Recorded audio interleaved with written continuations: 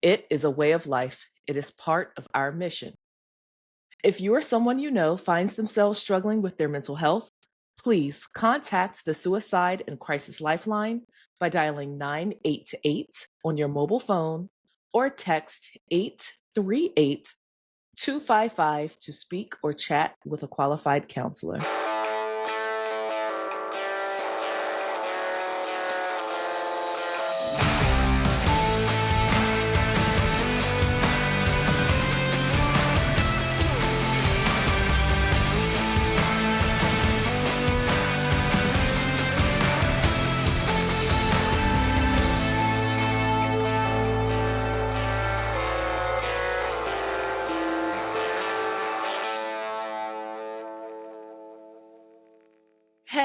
Hello, everyone, and welcome to the Run for the Wall podcast. Welcome I'm home. Hitch, and you are Boots. Happy New Year, everyone. This is our first New podcast Year. of 2026. And which boy, means we're closer to the run starting. I know. And we're sorry for taking so long, but Hitch was off. You took a cruise somewhere, right? I've been gallivanting. Gallivanting. I've been running all over the Western United States, racing motorcycles and doing all kinds of crazy stuff. So, but we're back and we're ready to kick this year off and run us right on into May for Run for the Wall 2026. And we have a very special guest. Alex Traxler is with us, and he has never yet been on Run for the Wall. He is an FNG. He's got his uniform on. We're wearing the same sweatshirt. Looking good, Alex. I feel some type of way about that because I was like, okay, I'll go with red lips for this episode. But now I feel so left out because you all are dressed alike. So I need to place my order so that I can be like you two. Yeah, these are great. Welcome to the podcast, Alex. Thank you for inviting me. Yeah, and we were really wanting to have an FNG or someone who would be an FNG on the podcast with us. So thank you so much. Yeah, and for those of you listening, just so you know, an FNG is a fun new guy or a fun new gal. And Hitch, what do you call it? Fun new generation. Fun new generation. Right. Yep. Fun new generation of first-time riders. First-time riders on Run for the Wall are referred to as FNGs. You get a little button to wear. You get special privileges. We're going to shuffle you to the front of the line on certain things for lunch, for dinner. You're going to get a lot of hugs. Alex, I was going to say, you're getting a lot of hugs. You're getting a lot of hugs. Like I've said before, I was not a hugger before I went on Run for the Wall back in 2017, nearly 10 years ago. That cured me of that. But so, Boots, since we're introducing an FNG and what that will sort of look like, what is Run for the Wall? What are we even doing? What is Run for the Wall? Great question. For other FNGs or potential. Anyone who's listening in for the first time. Yeah. Right on. So Run for the Wall is the oldest and largest cross-country motorcycle run in support of veterans. We support veterans, prisoners of war, servicemen and women who were killed in action, POWs, Gold Star families, Blue Star. The goal of this podcast is to continue raising awareness of our mission, the mission of Run for the Wall, while bringing a sense of community and education on how each of you out there listening can show our support, even if you don't ride a motorcycle, even if you're not a veteran, if you're a patriot like me, I'm not a veteran, or if you're a combat veteran like Hitch, you can come on out, you can wave a flag, you can line a overpass on the interstate, show your support, come to the kickoff in Ontario in May and watch the opening ceremonies. Meet us in DC. Or meet us in DC, or meet us anywhere along any of the 4 routes. We have 3 routes that cross coast to coast and a 4th route that goes wall to wall from the Vietnam Veterans Memorial Wall in Washington, D.C. to the Middle East Conflicts Memorial Wall in Marseilles, Illinois. So there's lots of opportunities to get out and support our mission. That's right. And we're more than happy to invite each and every one of you out there to support along the way.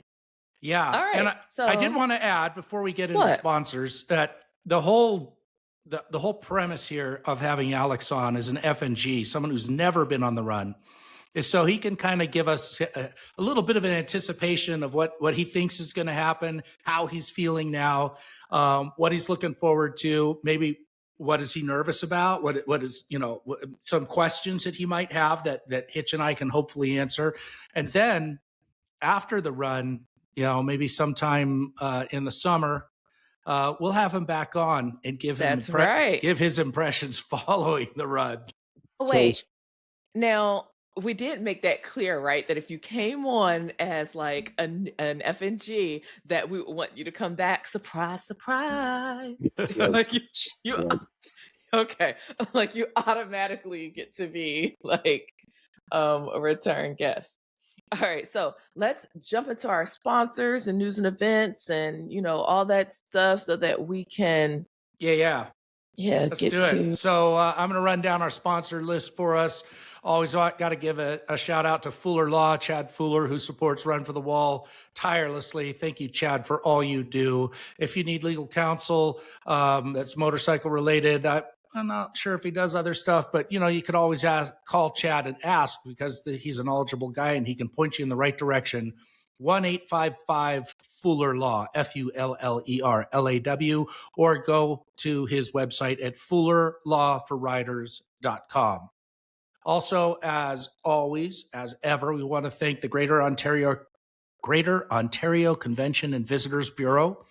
That's where we start Run for the Wall each year in Ontario, California, and their hospitality is amazing. So thank you guys. We also have hydration sponsors who provide all kinds of beverages.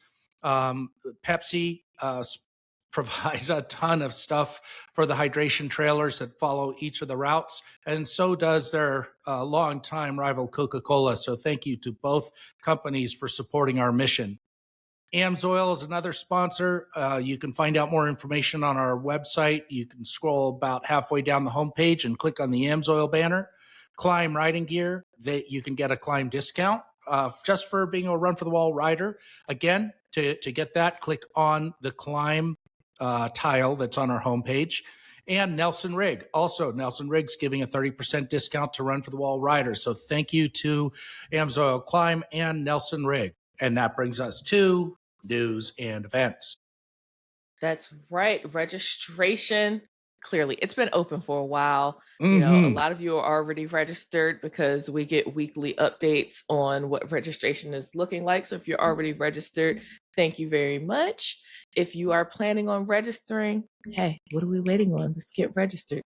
Because those fees, they will go up February 1st. Okay. That's right. So you have about a week left from as of yeah, today. and also we want to make mention that on February 1st, if you're only going to ride a couple of days, because remember on Run for the Wall, you don't have to go all the way. You can ride one leg, one day, or all the way. But if you're a day rider and you want to register for just 2 days or 1 day, that will also open on February 1st. Well, okay. So that's good to know. Was I going to say something else about registration? Nope, probably not. Just get registered. The countdown to the run. As of today, and I will try my hardest to get this up today, we are 109 days to kick stands up. All of our coast to coast routes, that's Central, Southern, Midway, we will be rolling out on Wednesday, May 13th, with our sandbox route taking off from DC on May 24th. That's Now, right. if you're wondering, hey, I'm registered, or I'm ready to register, I need to figure out where we're going to be staying. The hotel lists are posted. Shout out to Bounce. Bounce reached out to me. He said that he was thinking about going. He was like, "Where's the camping list?" So I sent him the. I haven't seen him in about 5 years. I know. I think his last year was the year that I did the comms team. Yep. Which was about 5 years. 2019. 19. Yep. Yeah. So something he's thinking about coming back and doing. I did. Well, Bounce, if you're listening, we would love to have you back. Midway. I told him, I was like, hey, I'll be on midway route. So No, he was our trucker liaison, and we sure could use him back. yeah. Okay, so I got that information sent to Bounce. So shout out to you, Bounce. Love you. Hope to see you in Ontario. The camping list is also there. So just click on your prospective route and you'll be able to see all the hotel information there. Volunteer sign ups. Oh, let me go back for a second to hotels. If you're looking to room with someone, if you go, you're nodding. If you go over to the forum, maybe even the Facebook page, but you might be able to find people who are looking for roommates. So keep an eye out there as well. Now on to volunteer signups. Volunteer signups. Each route still has several positions open where you can just volunteer your time, your talents. So fill out that volunteer request form on the website as well so that you can pitch in and help out along the way with your route. Let's see. Merchandise. Talked about this a little bit at the beginning because I feel some type of way about not having the red zip up hoodie. Because y'all, I mean, if you don't know, I love a hoodie. I will live in a pair of leggings and a hoodie. Okay. Yeah, these are awesome. They really Diego are. told me I'm not allowed to buy any more hoodies, but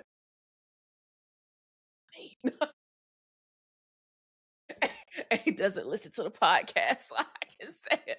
No, I'm getting that hoodie. I'll just trick him into thinking I already had it or something. As long as I intercept the mail, I'm good. Oh no, but merchandise, check out those new 2026 items. I believe this was one of them. Boots Yours just came in, and Alex is a FNG. He already has his gear, so I have no excuse. Get on the website today. And that's just another way to show support for the run. Okay, so hop on, get your merch. Don't wait until the last minute because your size may not be there. And then if you already pack coming to Ontario, then you get to Ontario and along the route, you buy more things. Now you're automatically overpacked. Yep.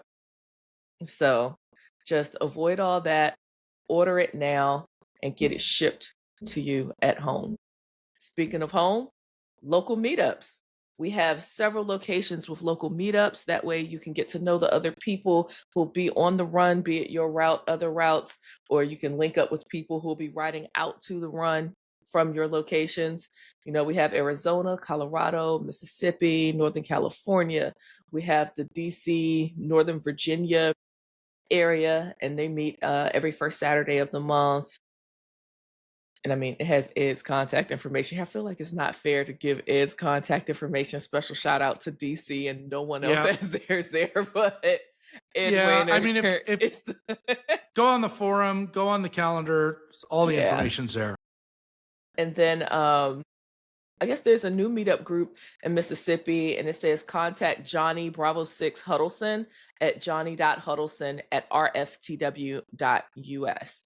So, but on the forum, you can find all of those meetups. If there is not a meetup in your location and you're interested in starting one, I mean, you really only need maybe one other person, and just say, hey, you know what?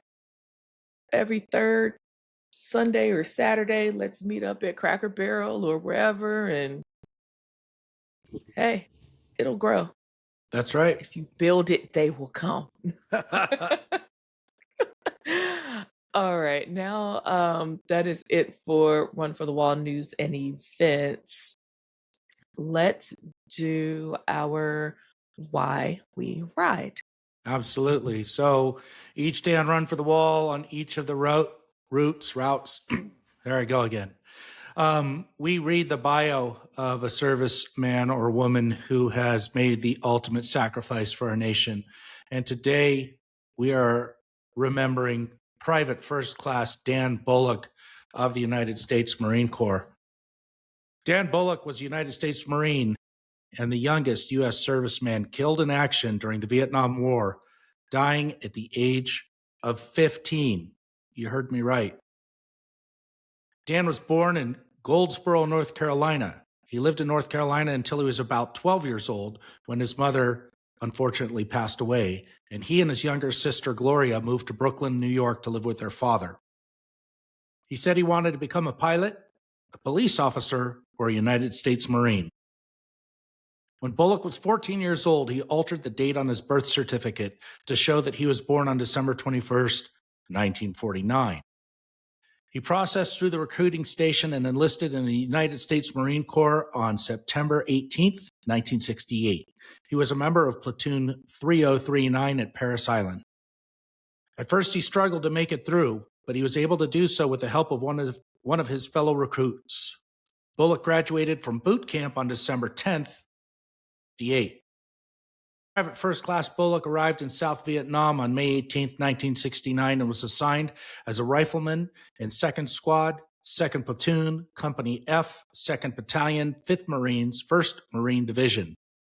He was stationed at An Ho Combat Base in Quang Nam Province. Less than a month later, on June 7, 1969, Bullock and 3 other Marines were occupying a bunker near the base airstrip when a People's Army of Vietnam sapper unit attacked the base at night, throwing a satchel charge into the bunker, killing 3 Marines, including Bullock, who was just 15 years old. After Bullock was interred, his gravesite did not have a marker. A veteran's marker was finally provided in the year 2000. His name is inscribed on the Vietnam Veterans Memorial Wall, Panel 23 West, Line 96.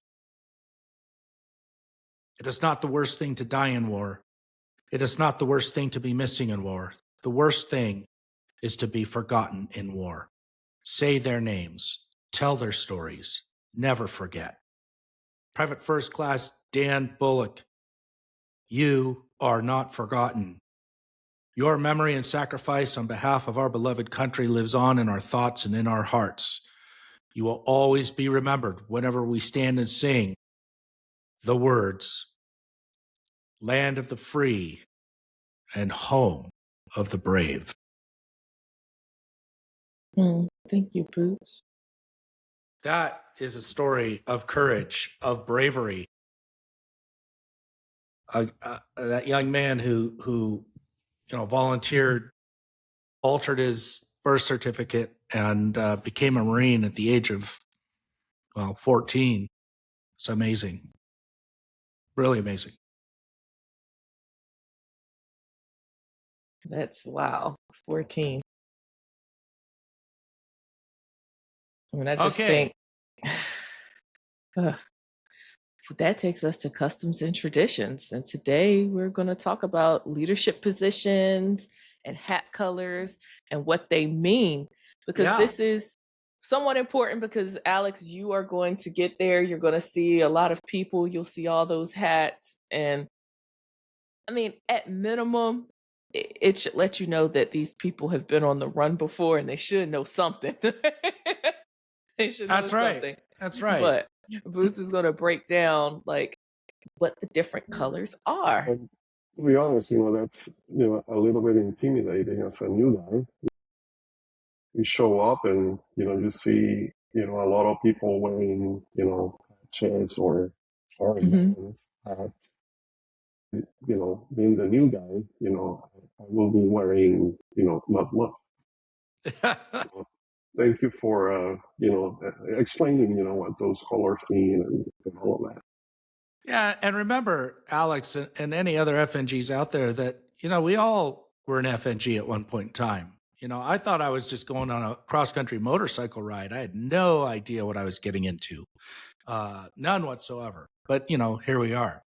Okay, so with that, I'm going to share my screen with you being Road Guard captain for Central Route this year. Yep.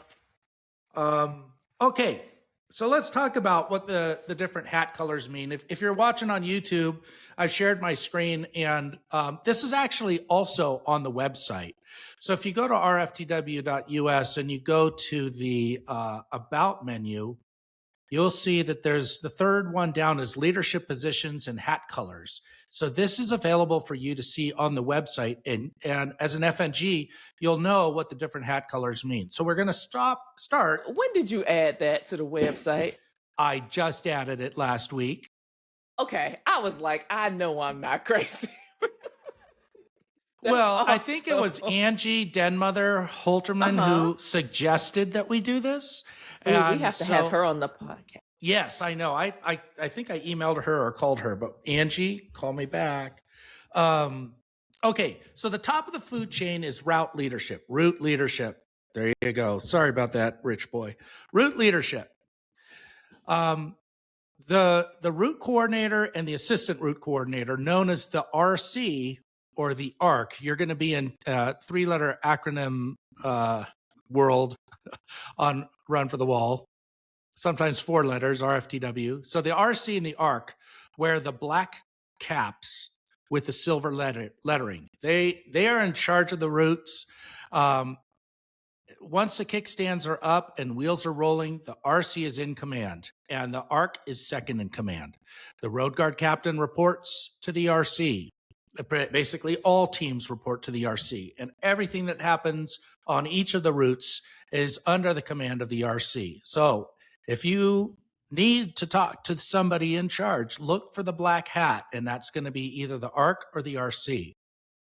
Then we have leadership support. They wear sort of a dark red colored hat with white lettering. And leadership support performs all kinds of different tasks to support the ARC and the RC in managing the run. And that can be like the FNG liaison and anyone who's up there supporting leadership, the treasurer, the help me, Hitch. Who else wears those leadership support? I was Raffle Rouser last year, and so that's right. I had one. Right. Yep. There you go. Then we have the chaplains. Each of the routes has a chaplain corps that rides usually towards the back of the pack. They wear a gray hat with white lettering. And they're here to help with personal guidance and spiritual and emotional healing. And they're here for everyone, regardless of your religious background. The chaplains are there. They come to the platoon meetings every morning. They offer up a prayer, and they really are wonderful people who are there to help and to guide us across the nation. The next one you're going to want to be aware of, they're really hard to not see, is the road guard hats. It's a bright red hat with yellow lettering. The road guards are responsible for the safety of the pack and for navigation. They control traffic on on-ramps and at intersections so the pack can move safely across the country. Don't be intimidated by the road guards, I will tell you that, but also respect them and do what the road guards tell you to do, even if it doesn't make sense to you in the moment. Road guards sometimes have advanced communication. We have advanced teams that go out and communicate back to us on different various road conditions and so forth.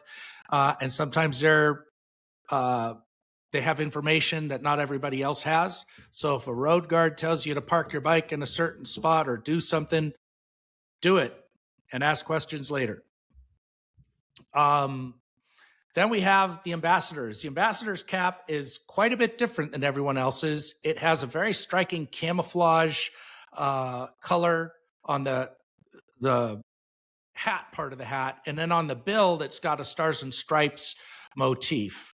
The ambassadors greet and welcome local community members who come out to support the Run for the Wall mission. They also stop at key venues along the routes to tell our story and further our reach. So when we're going under an overpass, and Alex, you'll see this, those overpasses are lined with people who've come out to support the run. They'll be waving flags. They have banners. There'll be first responder vehicles, sometimes with their ladders extended with a giant American flag hanging down. Well, the ambassadors ride forward and they go up there and they thank those people for showing up, and they hand out pins and stickers and so forth, just to let the local communities know how much we appreciate them coming out and supporting the run. That's just one of the things that they do. Then every FNG will know this hat really, really well. It's the orange hat with black lettering, and that is for platoon leadership. Your platoon leader, PL, assistant platoon leaders, APL, and tail gunners, TGs, all wear the orange hat. And they are there. There's your first line of communication. So if you have an issue, if you have a problem, if you have to drop out, anything, you should communicate that to your platoon leader or assistant platoon leader or tail gunner for the platoon that you are assigned to. Especially, let's say you're riding along and you have to tap out of the run if you have, let's say you have to go to the bathroom, or you're hungry, or you're tired, or you have some kind of medical condition, you forgot to make a phone call or take your meds or whatever, for whatever reason. If you get tired, it's no problem. I did that when I was in FNG. My wife was on the back and we had helmet-to-helmet comm, and she said, I need a break. And I said, no problem. I tapped my head, pointed, checked, pulled off. We went and had a cup of coffee. We caught back up with the run at the next stop. But what I did was, as soon as we stopped and were off the bike, I grabbed my mobile phone and I called my platoon leader because I had his phone number in my phone. And I let him know that we were okay. And I said, hey, we just pulled off. We're at a McDonald's. We're having a cup of coffee. We'll see you at the next stop, so that he doesn't wonder what happened. We want nobody left behind. So communication is really, really important. So when you get to Ontario, Alex, and any other FNGs who are out there, and you meet with your platoon leader and your assistant platoon leader and your tail gunner, or tail gunners, because some of the routes have 2 tail gunners. Central route used to, now we only have 1. Exchange phone numbers. Make sure they have yours and make sure you have theirs so that you can communicate. Really, really important.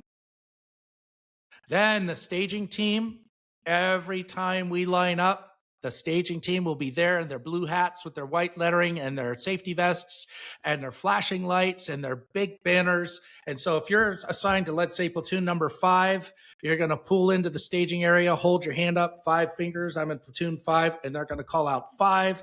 Look for the staging person holding up a sign with number 5, and they will stage you and line you up every time we stage. Gas stops, lunch stops, beginning of the day. Yep. Go ahead. Even at the end. Itch. Even at the end. I was just Yep. going to say, be extra kind to the stagers, because just think, when we have our morning huddle or morning meeting, I was going to say formation, when we have the morning meeting and you're dragging yourself out of bed to fire up the bike and get to the host hotel, guess who's already there to get you lined up? That's right. That is They're so like, true. they're already there, and they are what we consider one of the advanced teams. They're ahead of the pack. So they, and I really got to get close to them this past year because I was riding with them. So, they leave before everyone else. They get to a stop. They have a limited amount of time to fuel their bikes, get their bathroom breaks, get their snacks before they have to figure out, okay, this is where the bikes will line up. And they're already standing there when you all roll in.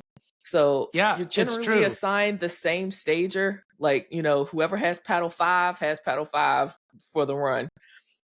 Get to know your stager. When you hop off your bike to go get your stuff, hey, do you need anything?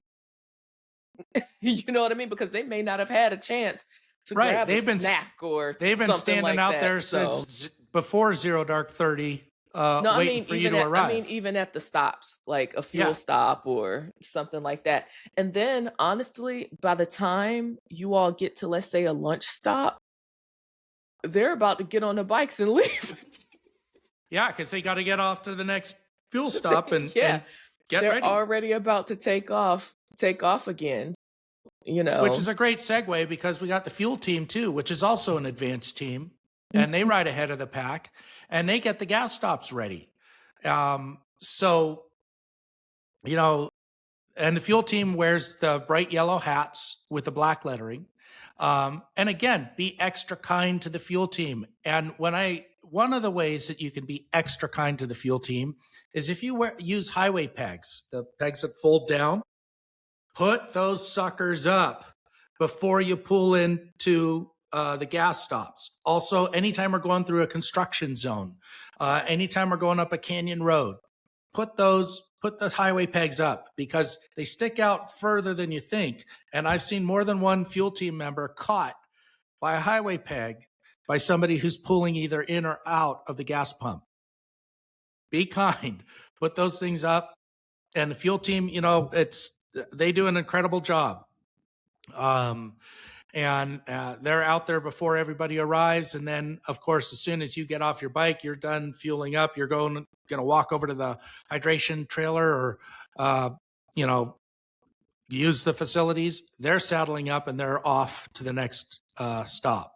Again, with the staging team and the advanced road guards. So if you think about it this way, the way the run works, you're going to be lined up in your platoon. All the platoons are going to be lined up behind leadership and the route coordinator. The road guard pack team is in front. The road guards will deliver the pack to the fueling team. The fueling team will fuel the bikes. Then the road guards will deliver the pack to the staging team, and the staging team will stage the bikes. And then we all line up and do it all over again multiple times a day until we get to Washington, D.C. All right, last two, I believe, yeah. We got the medical team.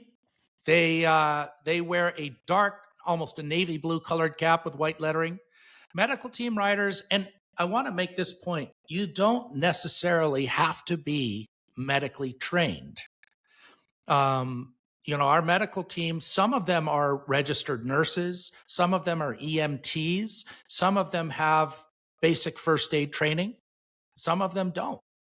But they have committed themselves to ride with the medical team and show up first as a first response to anyone requiring medical assistance. Not that they're going to personally provide that assistance, but they're going to show up and make sure that the right person, a qualified medical person, then attends to whoever needs that medical assistance. Got it? Got it. All right. Outreach team. The outreach team is really different than any other team. They wear a green hat with black lettering, and they ride outside of the pack on their own. And while they follow the routes, they have sort of a circuitous path that they take because they go and visit Gold Star families, MIA, POW families on their journey across the United States and let them know that their loved ones are not forgotten, that we are riding for them and that we remember them and we support them. And the outreach team, we've had them on here before, but it's an incredible job. And it takes a very special person to don that green hat and to go out and meet with these families all across the United States and let them know that their loved ones are simply not forgotten. So that's it. Those are the hat colors. If you wanted to review it, you can go check it out on the website, read the little blurbs by each hat, and know what the hat colors mean when you show up in Ontario this coming May. All right. Thank you so much for that, Boots. Alex, do you have any questions regarding what he went over? I think that's great, actually. Because I have seen some videos. There's a couple of documentaries on YouTube. Like I said, I see a lot of people wearing hats, armbands. And obviously, I thought it must mean something.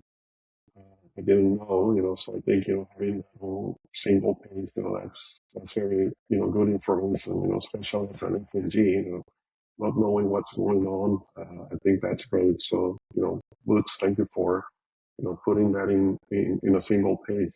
That's Yeah, and awesome. if anything, Alex, is not meant to be intimidating or to feel, less than like, well, I'm not wearing a hat, but it's to easily identify the groups.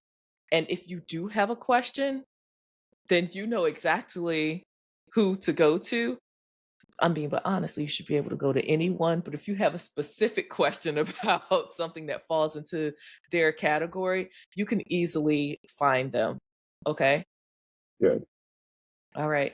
So that brings us to jumping into getting to know you more and, asking about your journey and finding out what questions you may have. So please introduce yourself to us. Like, what's your name? Where are you from?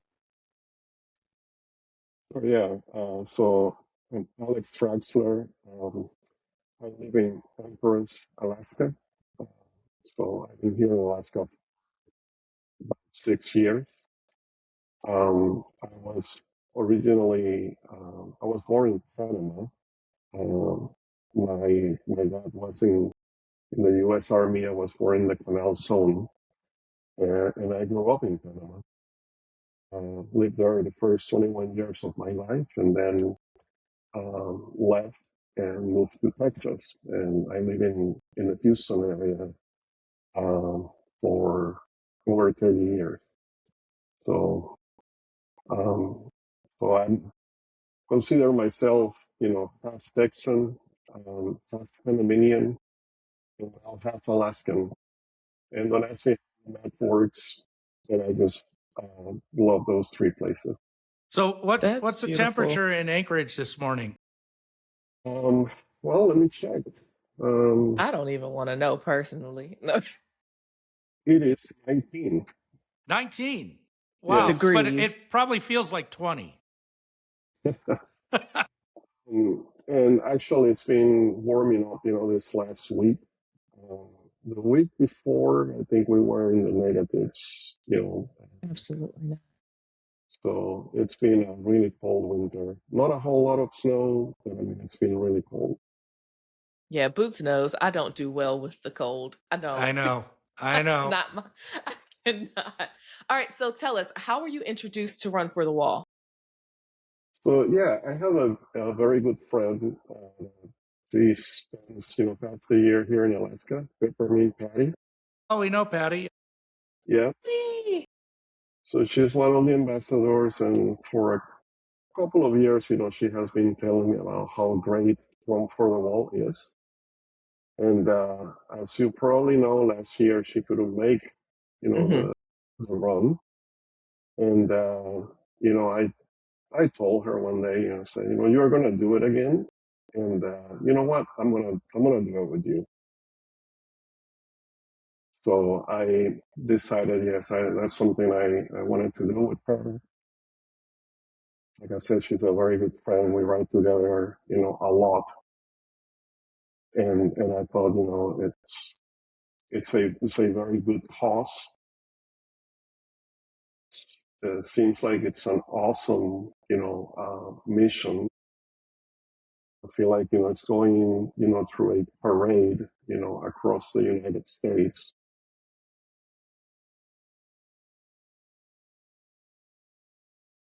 Um, into the public, this issue that, we still have, some of our brothers and sisters, mothers and fathers, daughters and sons, that, we send overseas, and have not been accounted for. I think it's a very good cause. And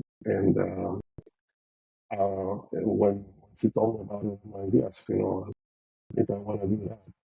And there's, two other FNGs, from Alaska, very good friends of mine, that are doing this with us, Oh, so. that's awesome. And So, is there which anyone route are you going on? specific? Oh, sorry. Wait, I wasn't going to get to that yet. Oh, okay. All Which right. is there anyone specific that you are writing for?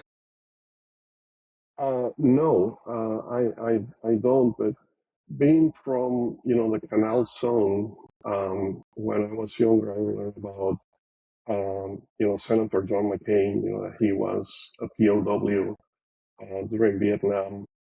And I don't know if a lot of people know this, but John McCain was also born in the Canal Zone. McCain and myself, are from the same place. So that's what kind of got me interested in, like the POW and MIA issue.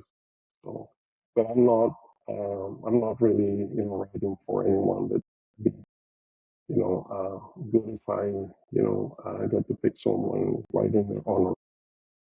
Absolutely. And you will have that opportunity. Okay, Boots, go ahead. Go ahead. Okay, so what route are you riding on? I'm going on Midway. Aha! Yay! Oh my goodness, Alex, can you imagine? You're going to have to be with me for like 10 days. So yeah, if you have Are you ready? any questions, you can hit Yes. up Hitch. Yeah. I got you. If you need Yeah, but anything, just find me. It's fine. Patty told me you won't be writing, you will be driving. Is that true? That is true. Yeah, because she's got And mini me. my daughter will be with us. She'll actually be 4 by the time the run comes. She's still 3, but yeah, she came Okay. last year. So now she's not an FNG, okay? That's right. She came last year. This is her second year. She did really well So last year. yeah, that's my little buddy. She helped with the raffle rousing and everything. But yeah, I'll be there. I'll be on Midway, and I'm sure you've listened to the Midway route coordinators episodes, so you know what things to expect. And jumping into the blue hole, I guess you'll do fine because apparently you like cold. But I mean, Yeah, I don't think jumping, into the blue hole is going to be an issue. So your oh my buddies are gosh. also going on the Midway route? Yes. So Great. there will be, counting Patty, there's 4 of us from Alaska Fantastic. going on Midway. Yes. That's wonderful. So exciting. So, how do you plan on preparing yourself physically and mentally for the run? I know you said you ride a lot out there, and I don't know what riding in Alaska is like, but Yeah, so I mean that's a very good question. So we have a very short riding season. So it's really from May until October. I tend same as my to riding season. So I'm tend not to riding in ride the cold. longer. So for me, the season starts, when there's no snow or ice on the ground. Last year I started Right. riding March 1st. Oh wow. I use heated gear. I bundle up. I don't care how cold it is. I go out if the roads are clear. But it is a bit hard to say, exactly when I will start riding this year because it all depends on Mother Nature, right? And when the roads are good to go. I tend to ride a lot.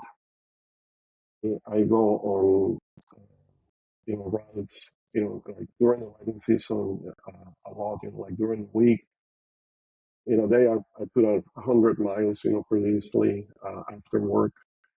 And then on weekends, I tend to go, longer. And I just love, being, on the saddle and, riding. I think I could ride a whole day if needed. And from what I understand, from Rome for the Wall, I think, you have, what I would call a short ride, in the morning, and just you have a lunch stop, and then you have another, short ride, meaning, a couple of hours, so, for me, that's fine. I think I could do, as long as you know, the fuel lasts, before I have to stop, so I could easily put, 250 miles, before having to stop. And it's because the bike has to stop, right? And I mean, have you Mentally, taken a look at the layout of each route because it tells you exactly how many miles are between each stop? Yeah, okay. yeah.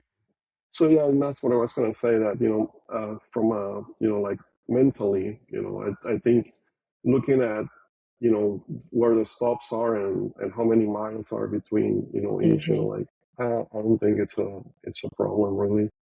And it's 10 days, so it's not like it's a, 2 3 week, event, that you're putting, hundreds of miles every day, so I think it's totally doable. I don't see a problem really. Yeah, and Yeah, this year and with if Midway, I'm actually looking forward to the stop where we stay for 2 days. Yeah, It's gonna be a that's nice little break. yeah, and if you think about it, you're used to going 250 miles before you stop. A lot of riders who come on Run for the Wall aren't. But it's kind of like that old adage: "How do you eat an elephant? One bite at a time." And mhm, Run for the Wall, like your first leg on Midway route is Ontario to Barstow, and that's 79 miles. right. But it's like a really short break there, and you're going to do another 43 miles over to Ludlow, which is a gas stop, and that's a 45-minute break. Um, so you're not going 250. You're going to do just a little bit over 100 miles, and that's about how Run for the Wall works. Just for a lot of people who are out there who may not know, it's about give or take 100 miles at a time before we stop, have fuel, food, hydration, etc.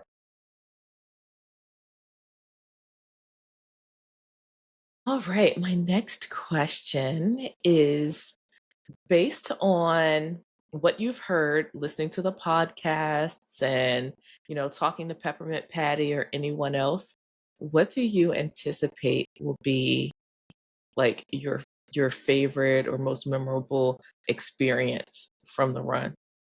And I'm asking this for a reason because we're going to ask this question again afterwards. We're That's going to right. see if your answer changed.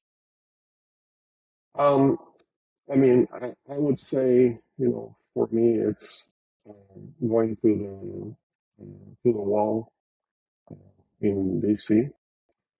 I have been there only once. Um, my my dad, like I said, he was, in the military in the 60s. He was stationed in the Canal Zone, so he didn't get to go to Vietnam. But I mean, he has friends that, went to Vietnam and didn't come back. So, I think, for me, that's a very, special place. Being there only once, like I said, I'm looking forward to, you know, being there a second time. And, that blue hole, that sounds really exciting too. So, looking to make the jump. My girlfriend is coming with me as a passenger. Awesome. So I already kind of told her to do that. We'll have to make that jump. And she said, okay. No, she has not. Okay. I have to push her. You may have to push me. Oh, man. Yeah, I've already talked to a few of the road guards. Hitch, you're going in one way or another. Okay. Well, Oh, good. Ugh. And the So, thing is, I want to do it. I want to do it. I'm just scared. And then I thought about it and I was like, girl, why didn't you just lie to these people and tell them you couldn't swim or something? But it's too late for that, I guess. all right, Alex, I got a couple questions. So, first of all, do you have a road name yet? no, I don't. All right. Well, you probably will after the run. So, mind your P's and Q's. And also, I wanted to clarify: you're a patriot. You're not a veteran, right? That is correct. Okay. I never served in the military. I just love my country. Yeah, same with me. So, and that's a question we get a lot. That's in fact the number one question. I get all the questions from the website. You do not have to be a veteran to join and ride on Run for the Wall or to support us. It's for everyone. So if you are not a veteran and you want to ride, come ride with us and show your support for our veterans, and that's why I ride. But I did want to ask you. You mentioned that your girlfriend's coming along on your bike. Um, Tell us a little bit about what you ride, and are you riding to Ontario, or are you going to ship your bike down? What are your plans? Yeah, so I have four bikes. here in Alaska, I have a Harley Davidson Street Glide. That's a touring bike, and that's the bike that I use most of the time. I also have another Harley. It's a Street Bob. There's a story behind it. Our dealer puts together an event every August. It's called Spin Art Bike Week, and they give away a bike. So I mean, you have to register. There's people that register every day. During the season. And the last day of that week, they essentially hand you a key, and if the key starts the bike, then you win it. So I won the bike Oh, wow. in August. So out of about 100 people, that had earned the key, I was number 6, and I won that bike. So That it's is a amazing.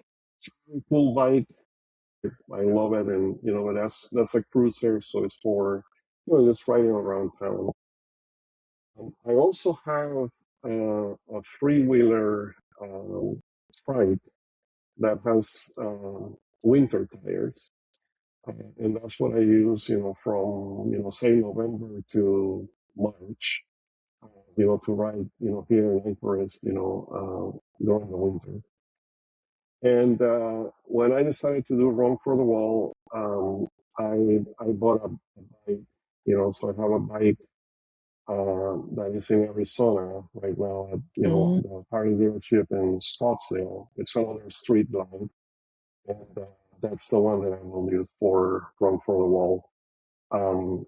Yeah, shipping a bike from Alaska, I mean, logistics, it takes, quite a bit of money, and it takes quite a bit of time too, so Yep. I thought it would be, better solution is just to, get a bike, keep it, in Arizona, and like in a location, that will allow me to do, Run for the Wall and other rallies, so that's my plan, is to do other rallies. So how far So is you're that bike gonna from you, from me? Bruce? Yeah. Oh, it's about an hour and 20 minutes. So, See? but I was gonna ask. So you're gonna fly into Phoenix and then go over to Scottsdale Harley and pick up your bike and then ride it to Ontario? That is correct. Awesome. And your bike is actually at that dealership? Yes, Harley Davidson of Scottsdale. And for those of you listening who have never been to Scottsdale Harley Davidson, they are the largest Harley Davidson dealership in the world. Are you serious? I love going there. We walk into that place, the inventory is it's dizzying. They have a tattoo parlor inside the dealership, a barber shop, a movie theater, and it's absolutely vast. It's huge. And outside they have a huge patio area. They've got live music. Yeah, me and cigars. We'll usually stop there and do some shopping and then sit outside and have a cigar. It's really quite an experience, and the fact that they're keeping your bike there that's just amazing. And the sales manager Kimmy is super nice. Just a great shout out to them. Great dealership. It's That's very super cool. impressive. They even have a chapel. Yep, forgot to mention that. That's a huge dealership. It's like a city in itself. It is. It really is. And you can even, like, when you walk down to the far end of the showroom where they have the parts department, they have these huge big picture windows where you can look into the service bay, and the service bay is absolutely state of the art. It looks like an operating room, and they have all the lifts lined up. It's all climate controlled because Scottsdale's in Phoenix, and it gets a little hot there in the summertime, in case you haven't noticed. But it's about 80 degrees in Phoenix today, which is perfect. Anyways, it's quite something to behold. So if you're in the Phoenix area, or even anywhere in Arizona, it's worth stopping in there. All right. So my next question is, what questions do you have for us like for yourself or on behalf of FNGs? Like, is there anything that you feel has gone unanswered? That's a very good question. I mean, I frankly, think that, the website, um, especially now, with the hats, that it has, a lot of information. Um, and also having this podcast, has been very, very helpful. I started watching season two, so every week, I've been waiting for, the new episode. And then during the break, I went back and I watched season one, so I think, what you guys are doing, with the website, and putting this podcast, every week, or, well, not every week, you know what I mean, on a regular basis, I think, that's very helpful. We also had an FNG call, for our group, and that was also very, very helpful. Some of the leadership kind of introduced themselves to us, and told us a few things to do. Like if we want to write in the missing man information, like who to contact and how to get our platoon assignment and all of that. So I feel that a lot of the information that I needed as an FNG or that I wanted, like it's out there. All you have to do is kind of look. And with the call, with the FNG call, if you are not aware, like, I mean, if you didn't know there was a website, like those things are mentioned there, so, I think, like the way the information is being sent, it's great. But I mean, my question is really, I, when I talked to Patty about this, I said, okay, I mean, it sounds like something I will do, like, as a biker, like I want to go to Sturgis, at least once in my life. I want to go to Daytona, once in my life. And I thought, like I do this, I'll do it one year, but I see that a lot of you guys, come year after year after year, So my question is really, why do you think, people keep coming back? Because now I'm actually thinking about, 27, and what can I do to help, in 27, so, but yeah, I would like to hear, maybe a little bit about that, like, why do you think, people, keep coming back to this? What makes this event so special that, you want to come back year after year? So You I'll want to say take that? I can. For me as a veteran, there's a camaraderie that is built in service. And when you go on this run, you get sort of that same feeling. So, especially if you've been removed from that environment for a while, it's like you come in, no matter age, gender, religion, like it doesn't matter. Like we are all there for one reason, one purpose. We're all welcomed, and it's a feeling that you get, although it's an emotional journey, you know, it's also very fulfilling. You know what I mean? When you meet that one person who looks forward to your visit every year, when you see those children looking up to you and thanking you for your service, when you make it to the wall, and it's always amazing to me personally. I don't know if you've heard any of my story in the podcast about, where I grew up. I was born Hmm. and raised in DC, okay?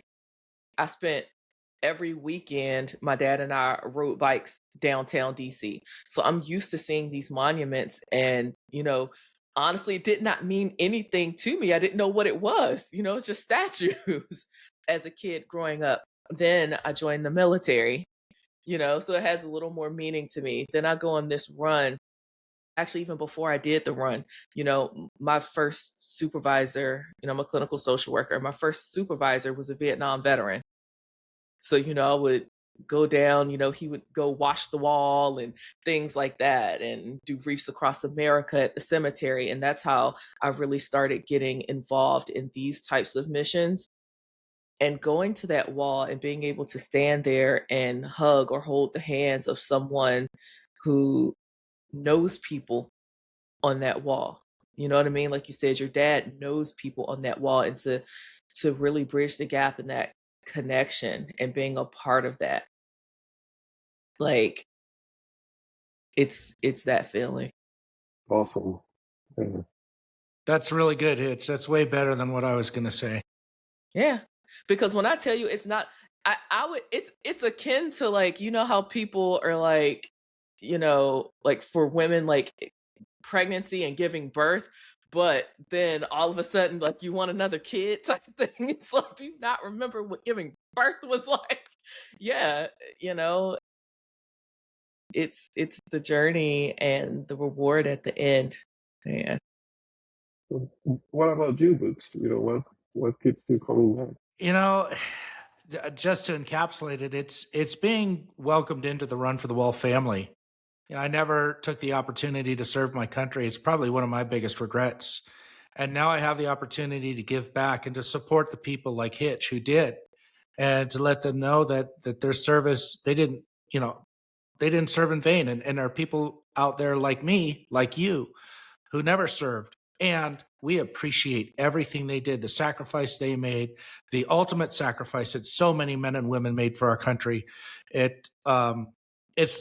It's just a way for me to give back. And, like I say, when we read the bios, to say their name, tell their story, never forget, to make sure that these men like Dan Bullock, who gave his life for our country, that he's not forgotten, that his name lives on. And, I love motorcycle riding. It's probably the greatest love of my life. And I love my country. And to combine both of them into an annual activity and to serve people, to serve, as an assistant platoon leader and then as a road guard, and this coming year as a road guard captain is a great honor for me to give back. Awesome. Yeah. So, All right. Does that bring us to tech tips with Ted? let me check does. our little schedule here. I think that's where we're at. Yeah. Yeah. And we're just over an hour. So, Okay, so I'm going to make it quick.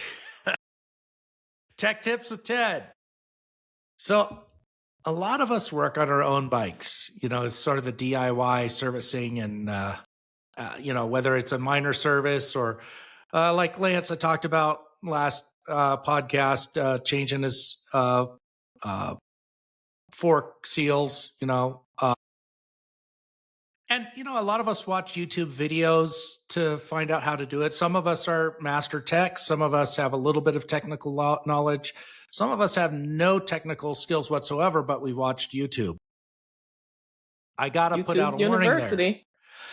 Be very careful watching YouTube, because I've seen YouTube videos that are instructing you how to do something, and I can tell you that it's absolutely wrong.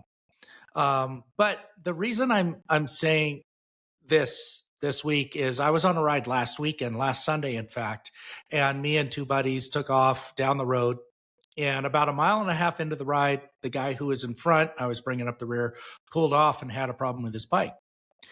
And so I pulled up and I said, "What's going on?" He said, "Oh, something's going on. My bike's just not riding right." Well, he had the day before taken his rear wheel off, and he was riding a Yamaha Tenere.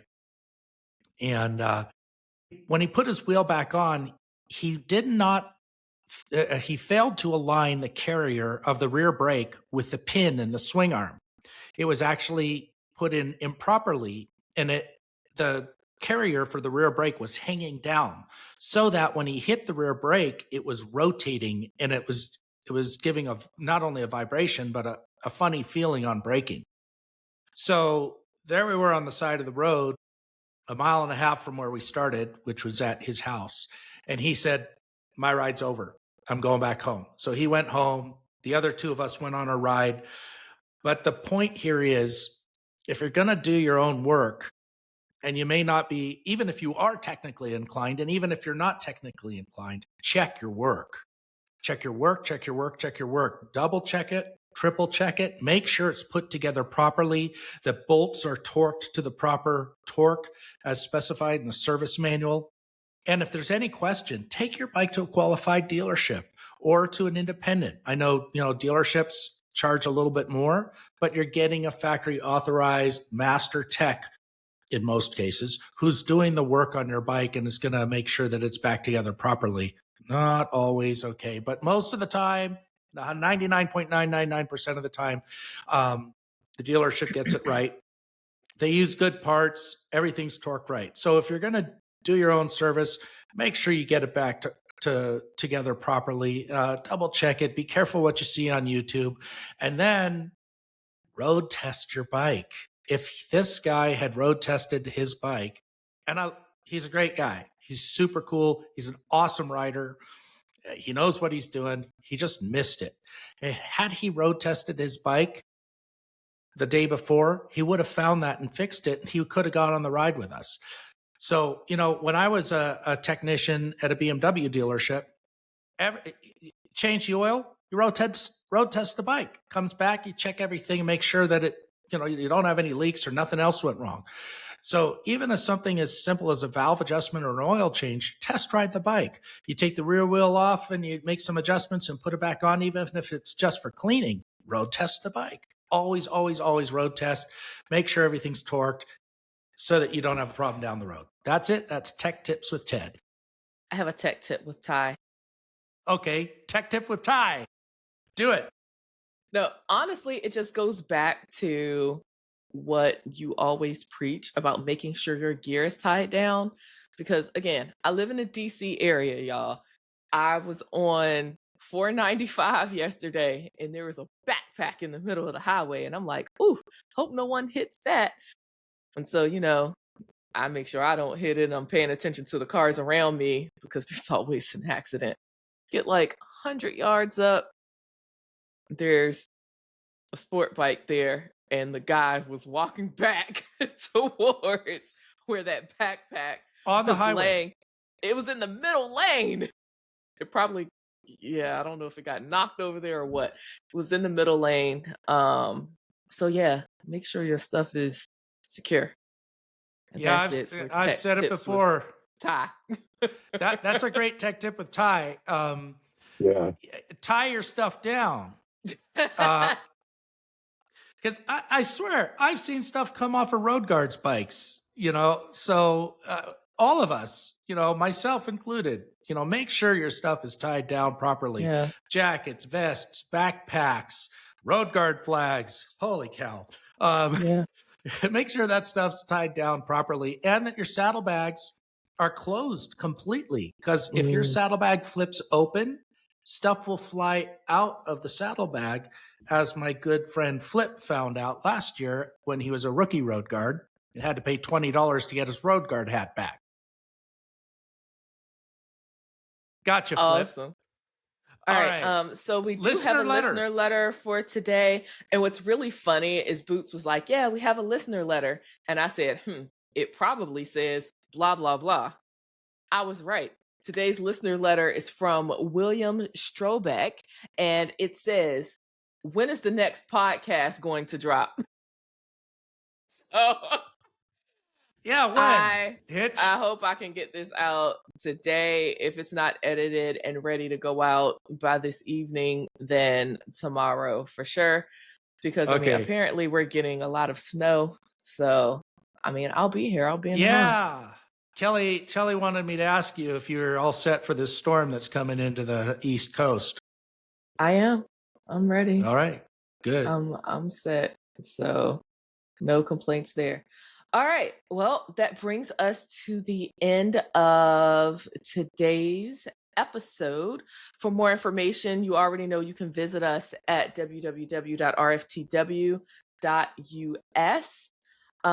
Make sure that you send us your experiences and questions, or letting us know, like, look, And now, where's the podcast? now before you go into the end here, I want to explain something to Alex, because he may not know what's about to happen, and a lot of FNGs may not know what's about to happen. And I want to make sure that Alex has an opportunity to get it right the first time. So you will hear this, Alex, every single day on Run for the Wall. Someone's going to ask, how far are we going? And the answer is shouted at the top of your lungs. You don't have to shout it out here. That's right. But we respond all the way, or wall to wall. But we're going to say all the way today when Hitch asks us. So I just want to make sure you have that. I also want to take an opportunity to thank you, Alex, for contacting me, for coming on the podcast, for joining Run for the Wall, being an FNG, being vulnerable, coming back on the podcast. I know you're going to have a fantastic time on the Midway route. Ed Brundage is an amazing route coordinator and a powerful leader. He's a great man. And I know so many people on the Midway route. I know you're going to have a great time, and I wish you the best of luck. And I look forward to meeting you in person in Ontario in May. That's right. Thank you. Make sure that you all email at us. Make sure you email us at pod, P-O-D, at rftw.us. So until next time, how far are we going? All the way. Right on. Look at that. Finally.